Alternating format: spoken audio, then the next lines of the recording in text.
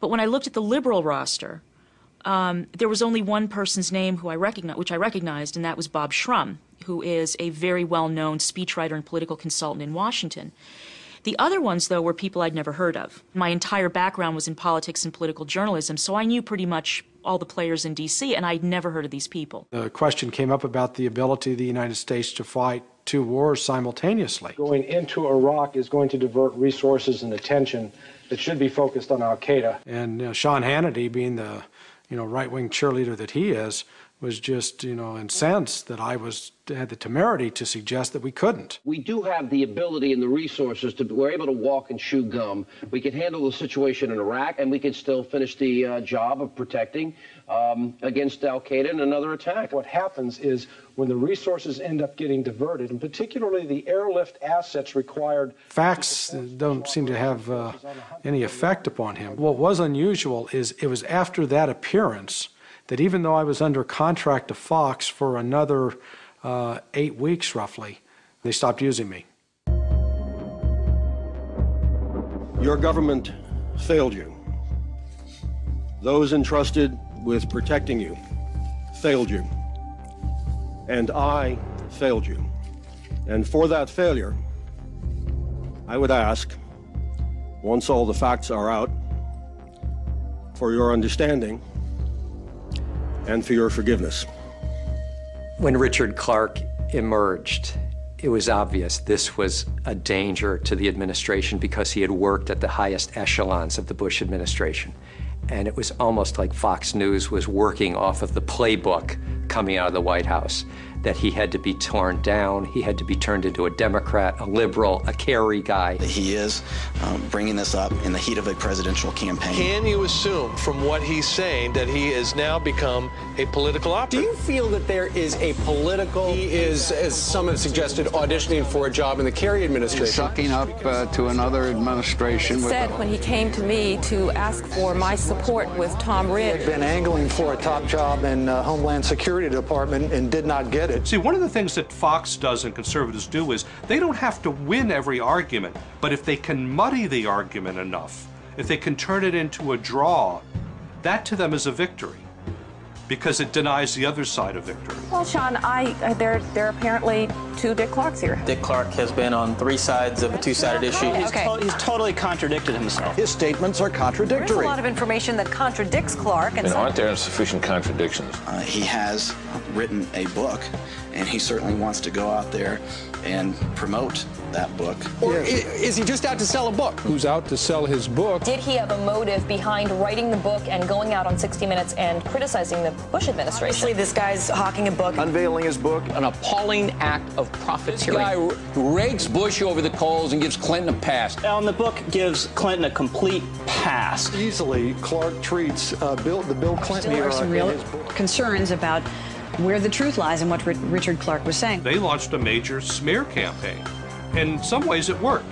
I thought, number one, he was extremely melodramatic and that he was intoning with great pathos. I mean, it almost seemed like it was a performance. And it was just attack politics on a TV channel.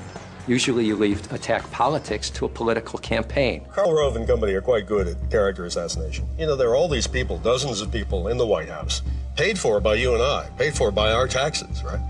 Writing talking points, calling up conservative columnists, calling up talk radio hosts, telling them what to say. It's interesting. All the talk radio people, the right-wing talk radio people all across the country, saying exactly the same thing, exactly same words. I noticed that. I was watching it. There's a 24-hour news network, and I'm sure it's a coincidence, but what they were saying was remarkably similar to what the White House was saying, and I couldn't help but thinking how funny that was. We are bringing diversity of opinion. There is diversity of opinion on Fox News. You may disagree with that. We have many liberals there, many liberal invited. We have liberal commentators, as we have conservative ones. Who are your liberal commentators? Alan Combs, for one. Greta Van Susteren. You know, it's in the eye of the beholder, I guess. What they'll try to put on the appearance of being balanced, but really kind of a mismatch. you'll have a Hannity and Colmes show where Hannity is a really good-looking, clean-cut, all-American kind of guy, and his counterpart is a little squirrely-looking, frankly. And you kind of say, he's the liberal? Well, maybe he's not so smart after all. And it sends a subtle message, I think. You're a good liberal. I agree. Oh, good liberal, good liberal. A lot of the times, the liberals that they get to appear on are either faux liberals, like I would use Susan Estridge as an example of that, a person who is brought on who essentially agrees with the person on the right in a lot of cases. You know, I am your biggest liberal friend. I do take a little heat. People sometimes say to me, do you really like Sean Hannity? What's not to like? What does that mean? I thought I was Sean's biggest liberal friend. I love you all. I love all my liberal friends. Or they would just bring on people who were very weak, people who were not well-known people. We can learn from history because if we don't, we're condemned to repeat it. You're not going to get the truth and the facts. You're going to get one guy, Clark, accusing Bush, saying Clinton really, giving him a pass. Then you're going to get the Bush administration attacking Clark. You're not going to get the truth, Marianne. You weren't there. You don't know. Right. You're probably right about that. And even the people who are supposedly liberal in those panel discussions, they know that to challenge the guests and the other hosts too forcefully, they'll certainly find someone else to stand in your place if that's the case. You're spinning now. I'm not right wing. I believe in global warming. We looked at Special Report's one-on-one interviews. They're once a day. We studied 25 weeks of the one-on-one guest who appeared on Special Report from late June through mid-December of 2003. Republicans appeared 5 times as often as Democrats on one-on-one newsmaker interviews. That means that Republicans made up 83% of the partisan guests, while Democrats made up just 17%. In addition, the few Democrats that were interviewed for the show tended to be centrist and conservative Democrats, often brought on to affirm Bush administration policies. So what does this all mean? Well, if Fox were the bastion of fairness and balance that it claims to be, we'd see a lot more balance in this prominent interview segment on the network's most prestigious show. Instead, the numbers indicate that Brit Hume and Special Report choose their guests based on political considerations rather than news judgment. That's here on the Fox News Channel, the network America trusts for fair and balanced news. My criticism of Fox News isn't that it's a conservative channel. It's the consumer fraud of fair and balanced. It's nothing of the sort.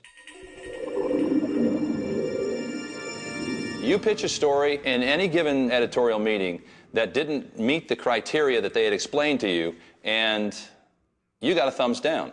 When you have this executive vice president and those around him who are consistently saying, no, we're not going to do that story. No, this story's bad, this story's good. And it becomes very clear to all the bureau chiefs, to everybody involved who have been there over a period of years, there are certain kinds of stories it's not even worth bringing up. There are other kinds of stories that management's going to love. Fox News Channel's stated practice was to embarrass, humiliate, challenge, or disrupt whatever Jesse Jackson did. But we were told on many occasions that he was one of our targets. Anything we could do or say that would embarrass him, discredit him, we were encouraged to find the information, and we were encouraged to report the information. I did a piece on immigration, and I thought it was poignant to tell the stories of these people and all of the things that they had to go through to get citizenship, and how we take for granted how really blessed we are to be born with it. And the line that I used in describing their efforts was, folks seeking citizenship earned, not born, suggesting that, hey, they really want citizenship because they've got to go through all of these motions. The managing editor was very angry. He says, what do these people earn? They haven't earned a thing. They're just here for a free ride. They're just here trying to take advantage of all of our freebies. And I mean, it was just, he just laid waste to the idea that these people were hardworking. It was very specifically said, we need to be fairer to the Bush administration or to the Republicans than anybody else in the media would be. But that was always understood as sort of a code for lay off. I have first-hand knowledge of a reporter who was basically yelled and screamed at by executives because that reporter was asking tough questions of James Baker at a news conference. It was a news conference that was being carried live. James Baker was saying, we want to count every vote, and the reporter was peppering him with questions like, well, wait a second, if you want to count every vote, why not go back and